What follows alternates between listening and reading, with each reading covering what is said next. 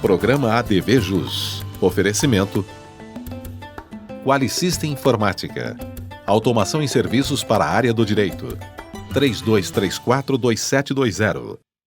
Olá, amigos do ADV Jus. Estamos chegando com um novo programa. E, como sempre, a nossa praxe é agradecê-lo por acompanhar-nos sempre através da TV RP Canal 9 da NET, das redes sociais, do Face, do Instagram e também através do nosso site, que é o advjus.net. Muito obrigado da companhia de sempre. Hoje, mais uma vez, remotamente, mas com a mesma felicidade, recebo para participar do nosso ADV Jus TV de hoje o Dr. Alexandre Borges Leite.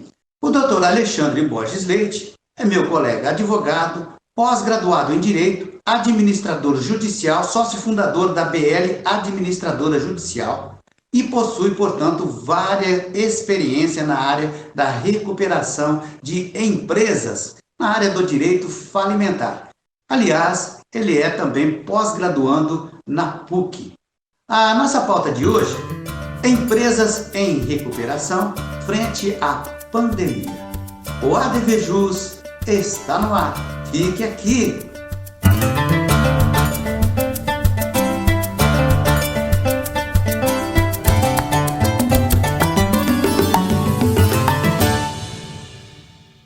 Doutor Alexandre, meu colega advogado, parceiro aí já participou aqui conosco de ADV Jus, hoje dando a honra dessa nova participação. Quero te agradecer imensamente por ter aceito o meu convite para participar conosco aqui, doutor.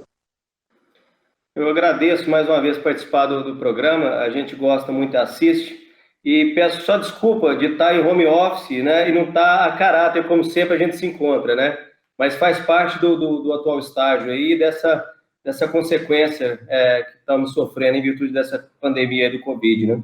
É verdade. Inclusive era isso mesmo, doutor, que a gente ia começar alinhavando aqui a nossa participação, nossa apresentação desse ADV Jus. Nós estamos vivendo uma situação atípica, né? Que atingiu também em cheio as empresas, inclusive em recuperação, né, doutor? Na verdade, atingiu todo mundo, né? Não só as empresas em recuperação, como as empresas também sadias do mercado aí, né? Tem muita empresa aí que, por força de decreto municipal, federal ou até estadual, foi obrigada a fechar as portas, né? Tá todo mundo aí nesse estado de calamidade aí, todo mundo proibido de trabalhar. Então, assim, se as empresas boas estão sofrendo os reflexos, imagina que elas estão passando naquela crise momentânea e tentando reestruturar suas dívidas. O impacto é direto, né? Doutor, inclusive, sabe uma pergunta que nos surge aqui, né? Aquela empresa que ela estava pensando em desencadear um pedido de recuperação judicial e às vezes realmente aquilo era muito imperioso para ela, né? E aquilo foi praticamente inibido naquele lapso, né? Naquele gap, vamos pedir, não vamos pedir, de repente desencadeou-se esse infortúnio sanitário aí. O que o senhor me fala? Isso é possível? Agora está em stand-by? Como que pode ser avaliado esse tipo de questão, doutor? O pedido é permitido, o Poder Judiciário está trabalhando um pouco na exceção, ele está trabalhando, por óbvio, tem uma portaria do Tribunal de Justiça de São Paulo que os próprios servidores não podem acessar os prédios do Poder Judiciário, mas ele está sim atendendo e recebendo os pedidos. Um pedido de recuperação judicial, entendo eu, que tem uma urgência maior do que muitos outros pedidos, porque envolve questões financeiras e econômicas que pode atingir uma localidade ou um setor todo da atividade. O que acontece hoje é que muitas empresas não pediram ou estão para pedir a recuperação judicial, sequer sabem como fazer o pedido, em virtude de não saber qual a realidade amanhã. Quando será retomado os negócios, quando será retomado os contratos, em que dia a gente vai voltar a uma vida comum, normal, que dia que a gente vai voltar a trabalhar no estado anterior, quando que o mercado vai reagir. Então, Marco, a situação está difícil, até para se decidir, é hora de pedir uma recuperação judicial ou aguarda para ver como é que o mercado vai reagir? Verdade. É complicado, né? Agora, de qualquer sorte, né, doutor, essa suspensão de prazos processuais, podemos considerar que ela veio trazer, sim, quem sabe, um pouco de fôlego também no sentido da negociação de empresas com credores, né, doutor? Isso é meio relativo à questão da suspensão dos prazos, porque, na verdade, os boletos não param de chegar, né? O que está sendo feito, o que está sendo pensado, existe uma PL que está sendo trabalhada no Congresso, a PL 1397 de 2020. Sim. Ela está instituindo, interesse do parlamentar lá que está conduzindo, algumas medidas de caráter emergencial, caráter até transitório, para que possam ser aplicadas nesse meio tempo aí de Covid, tá? Seria uma vigência de um período especial até dia 31/12 de 2020, ou até terminar esse estado de calamidade nosso. É uma forma do governo soltar alguma medida, querendo amparar essas empresas que estão sendo afetadas pela Covid, e não deixando que a curva do judiciário inviabilize o próprio Poder Judiciário. Você imagina o tanto de procura que pode ter das empresas no Poder Judiciário, pode acontecer mais ou menos o que a gente está querendo evitar aí no sistema de saúde, é o colapso. Verdade. Doutor, agora aquele período normalmente deferido de 180 dias, um período legal, né, que ele é definido lá na recuperação, ele pode encontrar respaldo, né, assim, no momento que estamos vivendo, no momento contemporâneo aí, para que seja obtida uma prorrogação? Marco, é muito bem mencionado, porque o próprio CNJ fez uma recomendação aos juízes no sentido de adotar algumas medidas visando viabilizar esse período aqui. Entre os pedidos que estão sendo propostos aí, que o próprio CNJ recomendou, um deles é autorizar a prorrogação do stay, né, que é o período onde ficam suspensas as execuções individuais, tá? Junto com essas medidas aí, algumas medidas também são recomendadas, tais como autorizar o levantamento de recursos, tanto pelos credores que têm para receber, como pelo devedor que tem algum recurso para levantar, tá? Autorizar a própria Assembleia Geral de Credores virtual, quando é necessário fazer ou ter alguma deliberação e efetivamente estamos evitando aglomeração de pessoas, né? E também, não menos importante que isso, a apresentação do aditivo ao plano de recuperação judicial, sendo perfeitamente cabível agora, apesar de ser uma matéria que o tribunal já tinha aceitando, mas uma própria sugestão do próprio CNJ, aceitar que o devedor propõe um aditivo em virtude desse reflexo que ele está tendo, né? O próprio administrador judicial hoje está tendo um reflexo dessa recomendação. Hoje a nossa fiscalização ela é online, não tem como ser na empresa, expor os funcionários, expor a própria equipe do administrador judicial. Então muita coisa está mudando e tudo está sendo se desenvolvendo para que a gente tenha o mesmo contato, mas de forma online, né? E que as coisas não parem. Todo mundo aguarda que as mudanças, inclusive, venham para melhor, né, doutor? Agora, uma coisa um pouquinho mais técnica, doutor. Desde o início, né, da vigência da Lei 11.101, lá em 2005, o que se falam aí, alguns especialistas, né, que importou-se algumas soluções estrangeiras, vislumbrando a efetividade, né, da aplicação da lei. O senhor acha que isso foi positivo? Isso é positivo? O que o senhor me fala a respeito desse viés? Já existem estudos do e-business, do Banco Mundial, que mostra que a reação do mercado mundial em relação ao Brasil, depois da alteração da Lei 11.101, depois da vigência dessa lei, que substituiu a antiga concordata, preventiva, etc., foi muito positivo. Positivo no sentido de recuperação de valor, centavo de dólar recuperado por dólar investido. Não só isso também, como a participação maior do credor nas negociações. Anteriormente, nossa lei, ela proibia a negociação devedor-credor. Hoje nós trouxemos um modelo parecido com o norte-americano, mas não igual, por óbvio que não adianta a gente importar coisa que a gente não consiga implantar aqui, o direito lá é diferente do direito nosso aqui, mas muita coisa que foi trazida de lá é importante, tá? As deliberações de credor, devedor junto em uma assembleia, o alongamento, o próprio stay, que é a suspensão das execuções individuais para que tenha um momento propício, um ambiente propício de negociação, são todas formas de negociação que foram trazidas do modelo americano. Mas o mais importante do que foi trazido de tudo isso aqui foi a celeridade no processo de insolvência. Tanto o processo de recuperação judicial para reestruturação de dívidas, como o próprio processo de falência, para poder aquela empresa que não é viável mesmo, mais ser excluída do mercado e os seus ativos recolocados na mão de terceiros que possam cumprir a sua função social. Há muita coisa para melhorar, mas já demos um salto bastante razoável em relação à lei que a gente tinha anterior, o decreto.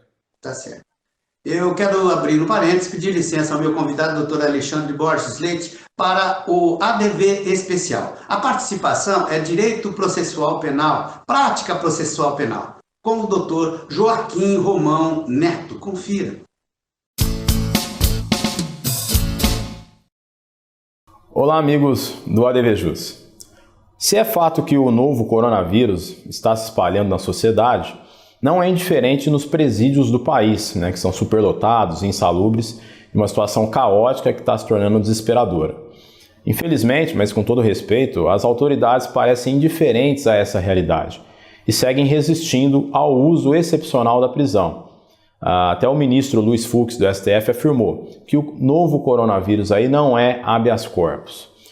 Eu não vou discutir aqui o que tem se dito de soltura vírus, mas juridicamente o raciocínio é simples. O Estado tem responsabilidade pela vida e integridade corporal das pessoas que se encontram sob a sua custódia.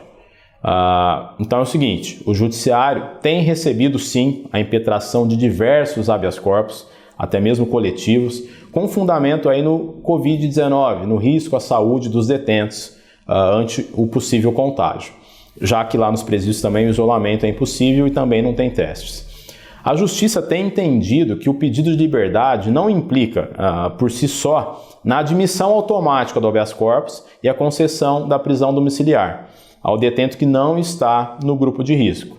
No entanto, há sim os casos em que a prisão domiciliar deve ser concedida em sede de habeas corpus quando há a demonstração do risco efetivo, ou seja, o preso está, por exemplo, acometido de uma doença grave.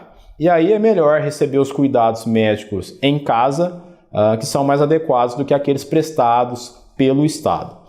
Um outro fundamento também é a classificação do crime, que tem que ser revelado como fator para a negativa desse habeas corpus. Então, por exemplo, no caso de um crime hediondo, não tem se concedido os habeas corpus com fundamento na Covid-19.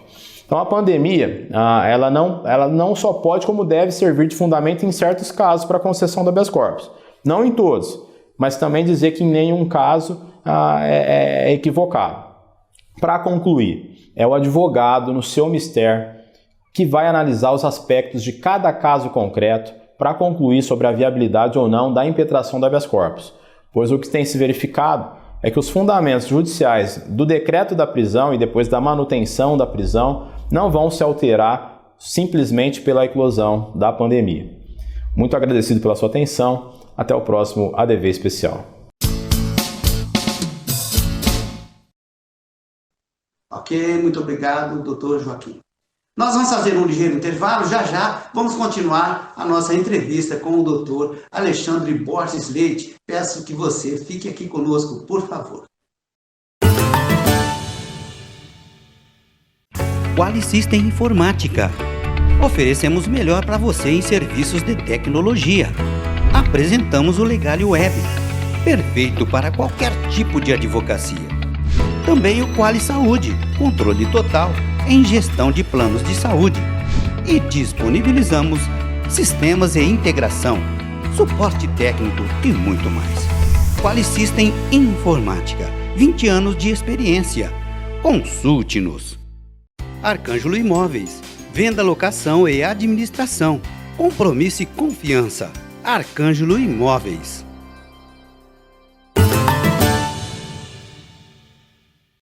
Legal, estamos de volta com o ADVJus TV. Hoje nós estamos honrosamente recebendo meu colega advogado, especialista na área do direito falimentar, o doutor Alexandre Borges Leite. Doutor Alexandre, eu gostaria de uma reflexão a respeito do projeto de lei do deputado Hugo Leal. Gostaria que, por favor, o senhor fizesse uma reflexão, que é um assunto que está bem em pauta, bem em voga, agora no momento. Por favor, doutor. Esse projeto de lei deve estar para ser votado na semana que vem, provavelmente no Congresso, tá? Ele é uma forma de você evitar as consequências do CODIV nas empresas, tá? Empresas sadias que estavam em pleno vapor e que efetivamente tiveram suas atividades paralisadas, tá? Ele abrange qualquer pessoa, natural ou jurídica, tá? Que exerce a atividade econômica. Ele não exige, independente de inscrição ou de natureza da atividade, tá, empresário. Já muda um pouco do que a Lei 11.101 vinha destacando, tá? Ele suspende as execuções vencidas a partir, cuja obrigação ela é vencida a partir do dia 20 de 3 de 2020, ou seja, no período dessa pandemia aqui, tá? ela veda, Marco, algumas coisas importantes, que é a execução judicial ou a própria expropriação de garantias na forma extrajudicial, ou seja, alienação de imóveis, a expropriação de algumas garantias fiduciárias, né? Ela suspende as falências, a suspensão também da resolução unilateral do contrato, ela suspende aquela cláusula de vencimento antecipado, tá? E ela impede que ocorram multas. É um prazo de 60 dias que o devedor vai ter para negociar com seus credores, de forma que ele consiga um resultado melhor para o seu negócio e efetivamente possa retomar as atividades, cumprindo com as obrigações de uma forma mais ou menos escalonada, tá? Óbvio que pode ser que nesse período ele não consiga sair do lugar, ele não consiga ter os acordos entabulados. Ele vai poder pedir essa prorrogação, que vai ser efetivamente recebida como recuperação judicial. E essa recuperação judicial, aquele prazo que você falou dos 180 dias do stay, ele vai ser descontado esses 60 dias iniciais, tá? Mas você vê que é uma importante medida de uma forma de não deixar assoberbar o Poder Judiciário. Você vai lá numa jurisdição voluntária, faz o seu pedido de negociação, ela é deferida o pedido de negociação e automaticamente todas as execuções são suspensas. Você tem 60 dias para negociar de forma extrajudicial. O devedor pode pedir ao juiz para nomear um negociador. Esse negociador vai ser uma pessoa experiente, que tenha gabarito para tanto, principalmente idoneidade. Como um exemplo do negociador judicial, um auxiliar da justiça, tá? E esses custos com esse negociador, por óbvio, ser arcado pelo próprio devedor, que busca readequar suas dívidas e rescalonar os pagamentos, né? Vamos esperar que haja realmente efetividade, né, nessa empreitada aí, o projeto de lei 1397/2020, né, doutor? Quem quiser ir lá consultar, a gente espera que tenha, sim, uma efetividade, vai ajudar muita gente. Doutor, esse projeto, só para completar, desculpa te interromper, esse projeto está para votar na semana que vem, tá? E ele necessita da comprovação, Marcos, que houve uma redução de 30% do faturamento da empresa, para ela se enquadrar nesse período da Covid. Isso aí em relação à média do último trimestre, tá? E também outra coisa, é interessante que a empresa ela poderá pedir empréstimos ou financiamentos independente de autorização judicial, o que na recuperação judicial em si hoje não é permitido, tem que ter uma autorização judicial para poder contrair novas dívidas, né? Tem requisitos a ser preenchidos, né, doutor? Isso é normal, né? Doutor, agora existem especialistas, né, que falam em gestão democrática do processo de insolvência. Como que o senhor vê esse tipo de pensamento, esse tipo de enfoque? Marcos, é uma tecla bem defendida e muito bem estruturada pelo magistrado Dr. Daniel Carne Costa, tá? Foi ele que começou com esses procedimentos de gestão democrática do processo. Quando a gente fala em recuperação judicial e falência, nós estamos falando em processo coletivo, em que várias pessoas participam, várias pessoas têm interesses comuns e também divergentes. Quando você está no processo desse, esse processo costuma ser um pouco mais moroso, porque você tem que abrir para todas as partes manifestarem nos autos sobre interesse numa alienação, sobre uma avaliação. Então, o que faz essa gestão democrática do processo? Muitas das vezes, em um ato só, numa audiência junto ao magistrado, você delibera N assuntos em uma única tarde, por exemplo, que você demoraria, no caso comum, aí, no caminhar normal do processo, talvez 6, 7 meses. Então, essa gestão democrática do processo, ela traz mais efetividade, tá? Ela traz mais produtividade para o próprio processo de recuperação judicial e falência. O doutor Daniel, aliás, é um dos colaboradores dessa PL que nós falamos anteriormente, aí, dessa transitória aí para poder ajudar as empresas, né? E é bem interessante, ele fala bastante da tentativa dessa PL em evitar o colapso do Poder Judiciário. E quando você fala em colapso do Poder Judiciário, você está falando em morosidade também, que é justamente o que evita-se com a gestão democrática do processo. Está bem alinhada com o discurso que ele sempre teve, de dar mais efetividade, transparência e resultado aos processos de recuperação judicial e falência. Doutor, agora voltando um pouquinho, no finalzinho do bloco anterior, a gente colocou para o senhor abordou uma questão que tem relação com essa aqui, que eu quero te colocar também para reflexão. Podemos dizer que é tênue a pretensão de aplicar analogicamente, aqui no Brasil, os institutos, né, criados lá pela legislação e pela jurisprudência norte-americana, doutor?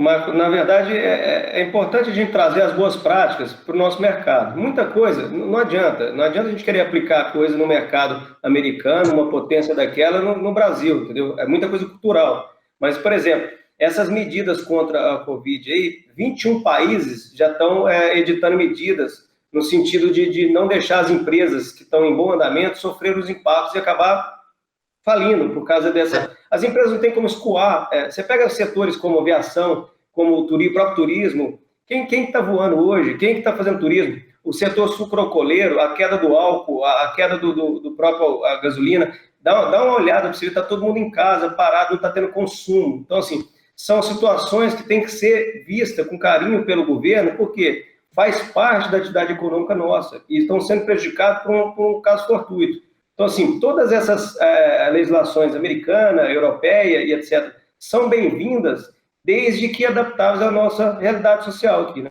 Doutor Alexandre, é bem perceptível a preocupação do legislador na preservação dos benefícios sociais decorrentes, evidentemente, da atividade empresarial. Por isso mesmo, existe todo esse cuidado com o trato, né, de questões que envolvem processos que vão aí inibir, né, a atividade, justamente por causa do caráter social.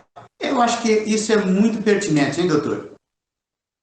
É pertinente e é necessário para o poder público também, né? Não podemos esquecer que são as empresas que geram riqueza, circulam bens e recolhem tributos, né? Que é o que efetivamente acaba fomentando o caixa do poder público aí, para ele poder tomar as medidas necessárias aí e administrar o nosso país, nosso estado e nossa cidade.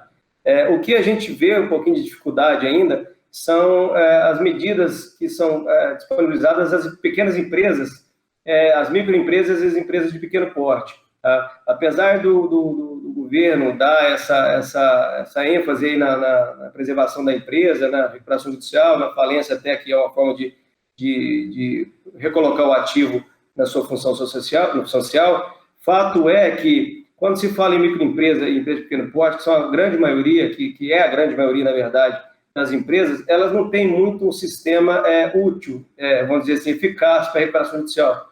Mas é óbvio que o governo tem que se preocupar, sim, porque a geração de emprego, o recolhimento de tributo, a própria circulação de bens e de riqueza é o que faz a prosperidade de uma localidade, tá? O governo já viu que não consegue entrar em todas as áreas e muito menos começar a comandar setores que não aqueles essenciais. Então, é sim necessário a gente fomentar cada vez mais as empresas, principalmente aquelas que são afetadas por um caso de força maior, que é o caso agora da Covid, aí, dessa pandemia horrorosa que nos cerca aí. Mas, independente disso, tem muita empresa que passa por uma certa dificuldade momentânea. Uma vez percebida que essa dificuldade é momentânea e que a empresa é viável, acho sim que o Poder Judiciário está aí para aplicar as leis que garantem a preservação dessa empresa, dessa atividade. É verdade. Mas, doutor, inclusive nesse sentido, é evidente que, justamente por causa dessa implicação que todos sabemos que muitas empresas deixaram de cumprir alguns contratos, né, justamente pela diminuição, né, e inclusive algumas até o fechamento do fluxo de caixa. Agora, podemos ter uma explosão dos pedidos de recuperação, como o senhor mesmo já falou lá para frente. O interessante é que também cada caso é um caso, né, doutor? As pessoas, às vezes, de uma forma afoita, imaginam, sim, que só por causa desse infortúnio que estamos vivendo, vai acabar isso aí, eu vou entrar com o pedido. Também não é bem assim, precisa ir com calma, né, doutor? Assim, até porque esse processo não é simples, tá? Esse processo tem que ser conduzido por um profissional altamente qualificado, porque quando você ajuiza um pedido de recuperação judicial, você tem dois caminhos. Ou os seus credores aprovam o seu plano de recuperação judicial, ou você vai caminhar para a falência. Então, assim, não é uma coisa para simplesmente você, vou arriscar, vou dar um jeitinho, vou aproveitar a onda aí, vou surfar nela. Cada caso é um caso, cada setor está tem o seu sofrimento equacionado. A gente citou o setor da própria sucroalcooleira aqui, que é um setor que a gente está tá vendo as consequências aí, o valor que está o preço do álcool hoje, o próprio preço do petróleo aí, que é da briga da OPEP aí. Então a gente está vendo, tá notório, a própria aviação e etc. Agora, tem outros setores que não estão tendo o mesmo prejuízo, o caso das farmácias, o caso dos próprios supermercados. Então, assim, há de se analisar a situação por situação e verificar qual caso é o caso para a recuperação judicial, ou caso efetivamente é uma má administração que está sendo aproveitado o Instituto aí para poder ganhar um prazo ou, de repente, um deságio. Mas o brasileiro está cada vez mais preocupado com a própria economia. Eu acho que não vai ser essa a reação que nós vamos ter aí em massa de pedido de recuperação judicial não factíveis ou com empresas que não necessitam. Eu acredito bastante nos profissionais da área aí e acredito que vai ter um filtro aí e efetivamente só vão ser ajuizados aqueles casos necessários. O que já está acontecendo, tá? Essa semana e semana passada aqui, houveram diversos pedidos de recuperação judicial de empresas razoavelmente grandes e que efetivamente podem gerar um impacto muito grande na sua localidade. Verdade. Doutor, é bom deixar bem sublinhado também que aquele empresário que pretende ou tem em mente que ele deva fazer isso em favor da sua empresa, ele deve servir-se sempre de um profissional especializado. A gente bate sempre nessa tecla que, independente da preferência dele por esse ou por aquele advogado, ele deve procurar sim um especialista, porque afinal de contas vai estar em jogo muita coisa, estou certo? Tá certo, porque essa área de recuperação judicial é uma área multidisciplinar. Então, não adianta o advogado entender só disso ou só daquilo. Ele tem que ter uma equipe aí que vai te ajudar com a questão financeira, a questão contábil, tá? Isso sem contar, Marco, que quando você fala em recuperação judicial, você lá na frente você vai enfrentar uma Assembleia Geral de Credores. Hoje, até virtual o caso, né? Mas saiba que a lei, ela define algumas questões, alguns requisitos para que você aprove o plano. Dependendo como estiver configurado a dívida do empresário, dificilmente ele vai ter o plano de recuperação judicial dele aprovado. Então, se o advogado não conhece os meandros e como funciona efetivamente o procedimento, é muito perigoso ajuizar um pedido para uma empresa aí que tem anos e anos de experiência de vida na sociedade, simplesmente para tentar um deságio na sorte, sabendo que lá na frente pode correr o risco de ter uma falência decretada, uma falência prematura, né? Vai ficar muito pior, né, doutor? É isso mesmo. Meus amigos, mais um ADV especial aqui no ADV Jus. Agora nós vamos falar de direito do agronegócio com o doutor José Roberto Reis da Silva. Confira.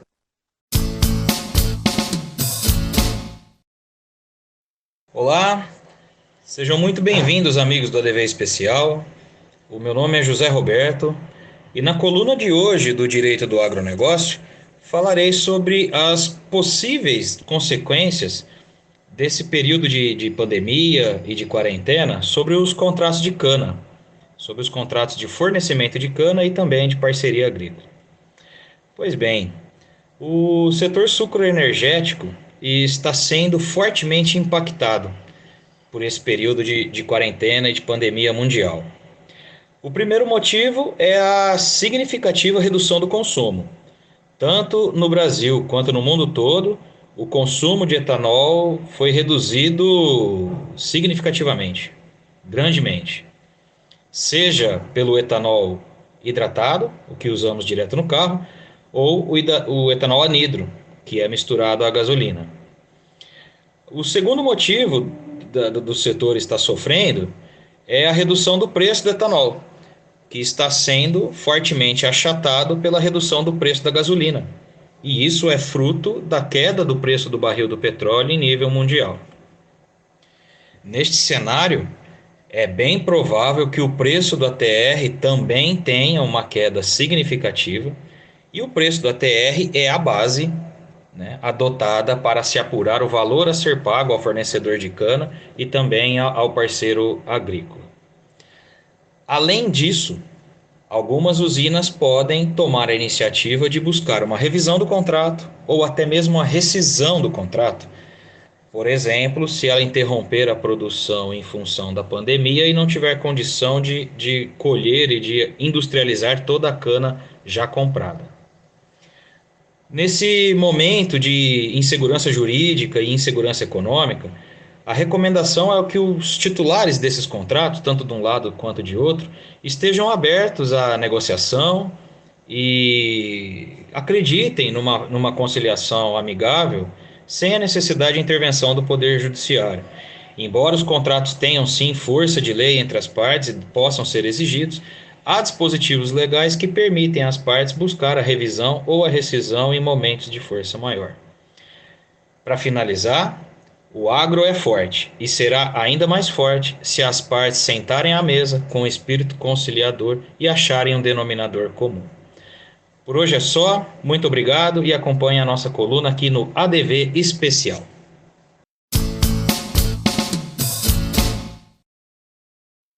legal, muito obrigado, doutor José Roberto. Doutor Alexandre Borges Leite, eu fiquei imensamente feliz com a sua participação conosco aqui em nosso programa, em nosso portal, e com certeza outras oportunidades virão. Muito obrigado de ter aceito o meu convite, doutor. É sempre um prazer participar do programa, né? Eu conheço a audiência, sei que tem muita gente aí que gosta da matéria e que é especialista na matéria nos assistindo. Espero poder ter contribuído alguma coisinha com vocês aí e principalmente muito agradecido por mais esse convite e participar da equipe de vocês aí. Obrigado e boa sorte nessa pandemia. Obrigado, doutor. Ok, como eu disse, cheguei no finalzinho de mais uma ADVJus TV. Agradeço imensamente a você por ter nos acompanhado neste programa tão especial com o doutor Alexandre Borges Leite. Prometo voltar breve com um programa inédito, já pedindo também para que você inscreva-se em nosso canal do YouTube, que é youtube.com/advjusnet. ADVJus, estou ligado. ADV especial, venha fazer parte você também. Um forte abraço, até o próximo.